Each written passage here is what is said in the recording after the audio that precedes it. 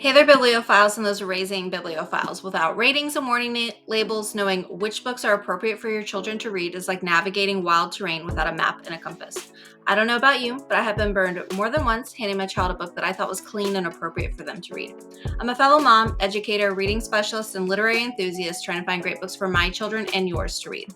If you're looking for real reviews from a mom with a biblical worldview, then welcome and enjoy this week's book review. So this week's book review is Rebellion 1776 by Laurie Halse Anderson.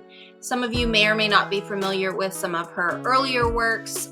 Speak is a well-known one. Chains is one. So this is a historical novel set in Boston from March 1776 to December 1776, and it's really focused on the protagonist Elspeth. As the story opens, the Loyalists are occupying Boston, but the Patriots are bearing down on them. Elspeth is a maid for a belligerent Judge Bellingham, and separated from her father, who is working for a sail maker near the docks, Elspeth has little choice but to bear the difficulty of her circumstances. Soon the Loyalists are forced from Boston, relieving Elspeth of Judge Bellingham's temper, but her hopes of a new future are dashed when she discovers that her father is missing. Elspeth wisely chooses to stay on in Judge Bellingham's home, which is soon occupied by Mr. Pike and a young apprentice doctor known as Mr. Doubt. So before I go any further, I'm just going to read a little bit of the opening of the story just to give you an idea of the writing style. The author does a great job. She gives like a little map in the story to sort of situate, and a lot of research went into the story, and there is some information in the back about that. But chapter 1, A Long Night of the Bombs, Monday, March 4th, 1776. And one of the things that your readers may like or to make you aware of is that the author does include quotes from letters and correspondence from people who actually lived during this time, particularly in Boston. And you'll see a lot of references to smallpox because that's a huge piece of that. Anyhow. So just a little bit from chapter 1. Take away this puke bucket, girl, and bring me a clean one. Judge Bellingham bellowed like an angry ox, but I did not move. I couldn't, not while the Patriot cannons boomed over and over with terrifying thunder. They were aimed at Boston, which meant they were aimed at me. I was hiding, quite sensibly, under the table at the top of the stairs, in shouting distance of the judge's bedchamber, and far away from any window in case a cannonball or mortar shell came crashing in. For a helmet, I wore a wooden bowl that smelled of cinnamon. I had been mixing a sweet dough in it when the Patriots unleashed more lethal mischief. The judge made another loud contribution to his puke bucket. I held my hand over my mouth and swallowed hard, for the sound of his retching made my own insides go funny. My employer was suffering mightily with gout in the toes of his left foot. Adding to his woes, his stomach had turned sour at sunset, so he'd taken to his bed, groaning loudly about his afflictions. I brought him a pot of ginger tea, but he demanded a flask of wine and more of the mutton soup served at supper. I'd suggested toasted bread on account of his bellyache. He reminded me that I was a blockhead kitchen maid. But I ask you, who was puking up the mutton soup now? Did you hear me? He roared. 3 nearby British cannons boomed, as if answering his question. The force of the sound rattled every window in the house and shattered the mirror that hung above the table. Shards of glass rained down around me and onto the dusty floorboards. I cringed, clutched my helmet, and counted. 1, 2, 3. No cannonball crashed through the wall. No fire exploded through the front door. Get me a clean bucket now, hollered the judge. George Washington's Patriot Army had kept 10,000 British soldiers pinned down in Boston for nearly a year now. This siege made the lives of the fellow ordinary folks trapped in the town, like me, a misery.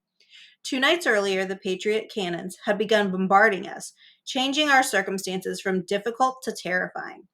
I wished that the mothers of every soldier on both sides would magically appear, grab their sons by the ear, and drag them home for a well-earned thrashing.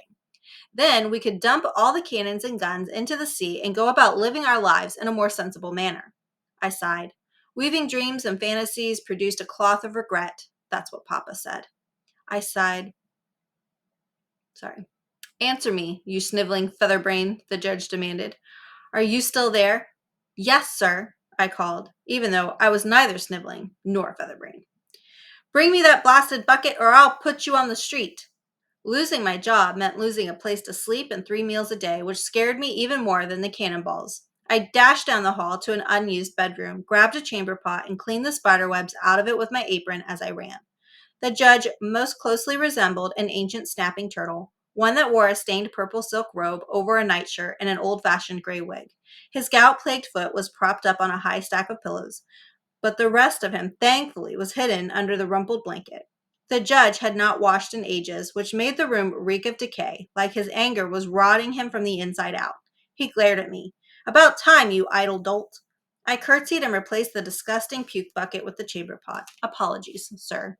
So that gives you a little bit of the opening of the story about Elsbeth, some of her thoughts and what's really going on in Boston at the time. So, like I said, Judge Bellingham ends up leaving. I believe he ends up in Canada at some point. It talks about towards the end of the story. But Mr. Pike and the apprentice, Mr. Dow, end up taking the home over for a little bit of time. And this arrangement works briefly until Mr. Pike's family returns to Boston. Elsbeth continues on as a maid for the family, which consists of 7 children and a ward, Mrs. Hannah Sparhawk. If that wasn't busy enough, the primary housekeeper, Widow Nash, is ruthless in her barrage of negativity towards Elsbeth, and her aim is eventually to remove her from the household. So, for much of the novel, Elsbeth is also greatly concerned for her own well being, but also the whereabouts of her father and the welfare of her dear friend, Shubal Kent.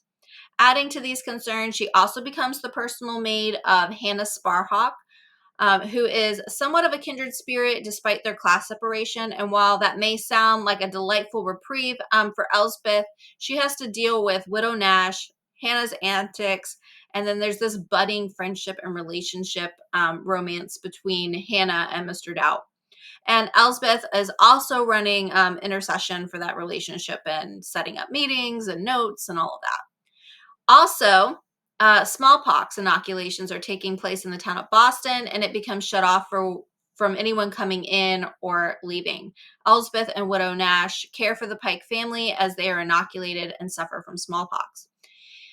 So, if that wasn't all too much for poor Elsbeth, she has also gotten herself in a bad way with a character called Mr. Rollins.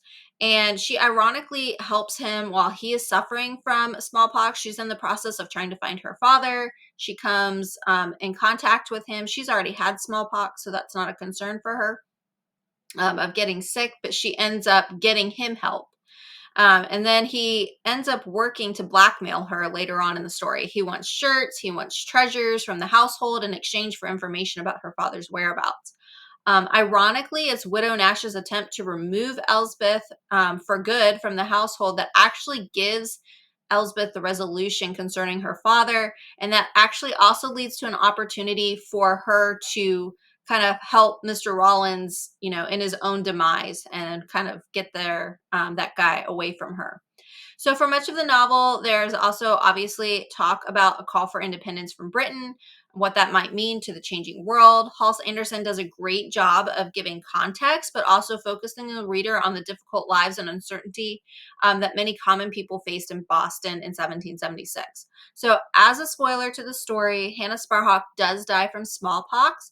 Elsbeth is eventually reunited with her father and is able to happily pursue her dream of becoming a seamstress with her own shop, and she does end up marrying Shubal.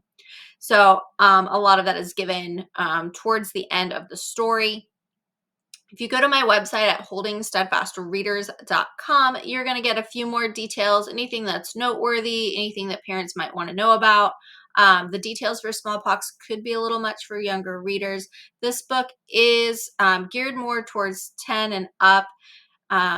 Elsbeth herself is 13, so I would probably put it more towards 12 and up. Just some of the details could be a little gruesome as they're dealing with the smallpox and the way that they're handling some of that. So again, holdingsteadfastreaders.com, you're going to get some more of those details, any particular quotes that I think was worthy of drawing to your attention.